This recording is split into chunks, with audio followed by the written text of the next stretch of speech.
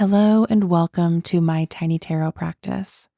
I'm Amelia Ruby, and on this show, I explore the tarot card by card, starting with each suit of the minor arcana. Today's card is the Queen of Swords.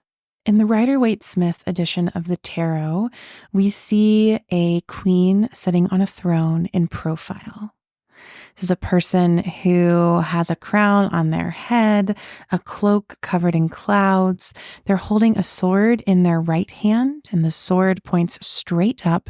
And with their left hand, they're gesturing out and ahead with an open palm facing the sky. There are clouds in the background. We see a few trees toward the bottom, but the Queen of Swords, similar to the Page of Swords, appears above everything else. Common interpretations of this card will refer to the Queen of Swords as a widow or a virgin queen or an ice queen. There's a lot of emphasis placed on her detachment through the act of thought.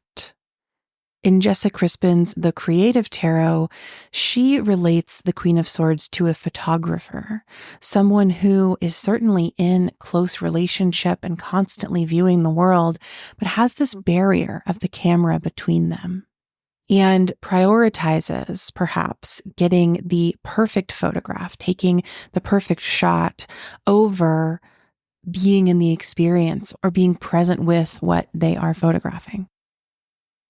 When I think of the Queen of Swords, I don't necessarily sense this idea of detachment that I see other readers and interpreters suggesting.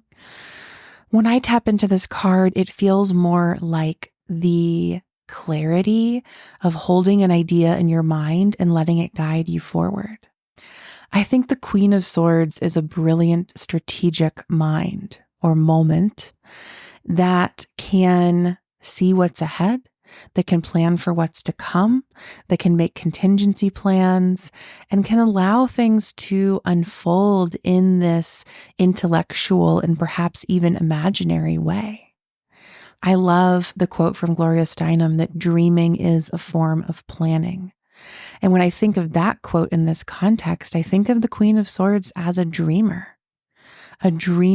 leader, a visionary leader, a leader of the intellect, of big ideas, of strategic plans. The Queen of Swords is perhaps not the doer, the one bringing that to life. For that, we move into the realm perhaps of pentacles or wands. But I do think that the Queen of Swords is the one that can dream up the big idea and hold that vision for all of us. And perhaps in that way, she is a bit detached from the quote unquote real world or what's quote unquote really happening.